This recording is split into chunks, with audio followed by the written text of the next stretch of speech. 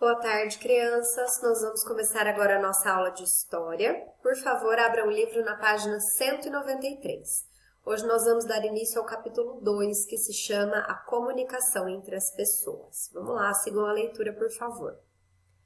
A comunicação é um recurso muito antigo de integração, instrução, troca de informação e desenvolvimento entre as pessoas.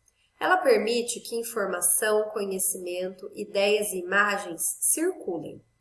Existem muitas formas de se comunicar com as pessoas, mas nem sempre foi da maneira como conhecemos hoje. Neste capítulo, vamos saber como as pessoas se comunicavam antigamente. Ponto de partida. Observe a ilustração e responda ao que segue. Podem responder no caderno de história, tá bom, crianças? Que meio de comunicação as pessoas da ilustração estão usando? Você já se comunicou com alguém da forma como aparece na imagem? Que meios de comunicação você e seus familiares usam? E em sua comunicação com as pessoas, você utiliza algum símbolo ou figura para dizer se gostou ou não do que está sendo conversado? Se sim, que tipo?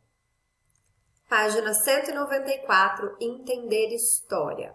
Título: A integração entre as pessoas por meio da comunicação. O ser humano estabeleceu diferentes formas de comunicação ao longo da história. Os primeiros registros são os desenhos em rochas ou cavernas, chamados de pintura rupestre, como você já estudou antes. Esses vestígios do passado indicam como as pessoas viviam e quais eram seus costumes. Por isso, acabam sendo um modo de comunicação entre os seres humanos que viveram em grutas e cavernas há milhares de anos. Com o passar do tempo, foram criados outros instrumentos para fazer com que as pessoas se comunicassem. A seguir, conheceremos alguns desses meios de comunicação, começando pela comunicação oral, a mais antiga de todas, ensinada pelos mais velhos aos mais jovens. Comunicação oral é comunicação através da fala, tá bom, crianças? Vamos lá. Contar histórias é uma atividade que faz parte da vida de todos nós. Pessoas de todos os lugares contam histórias para divertir, ensinar, relembrar ou apenas passar o tempo. Esse costume se chama relato oral. As pessoas começaram a contar histórias muito antes de inventarem a escrita.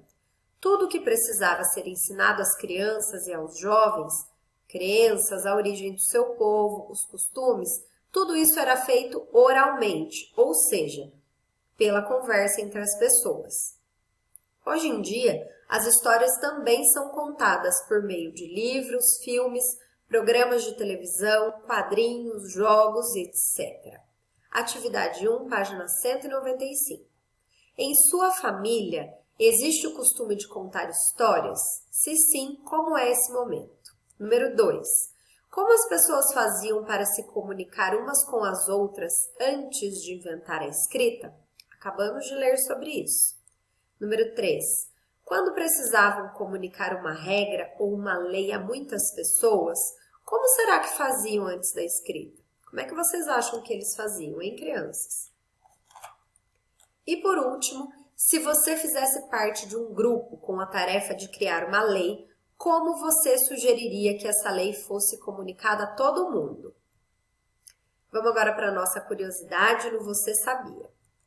A transmissão oral de histórias é tão importante em algumas sociedades que há pessoas responsáveis por essa tarefa.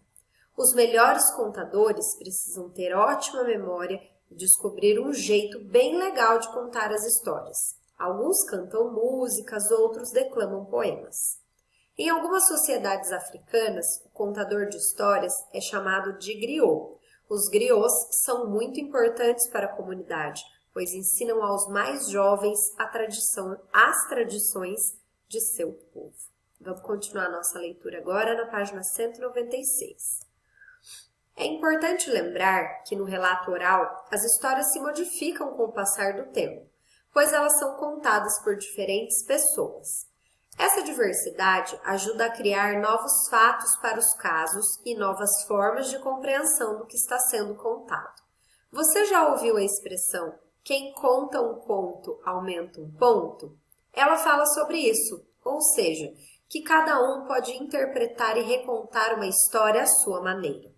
Na literatura de cordel, um estilo de contar histórias tradicional do Nordeste brasileiro, as histórias nascem como poemas cantados, ou seja, como se fosse uma canção.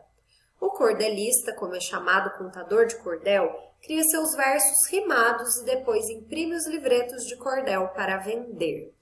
Glossário, o que é rimado? É que tem rima. Olha lá, gente, que interessante isso aqui. Como são expostos para venda os cordéis, né? A literatura de cordel é feita dessa maneira aqui, impressa dessa maneira. São livretos de cordel em Olinda, Pernambuco. A foto é de 2018. Bom, crianças, por hoje é só. Qualquer dúvida vocês podem me chamar. Um beijo, fiquem com Deus.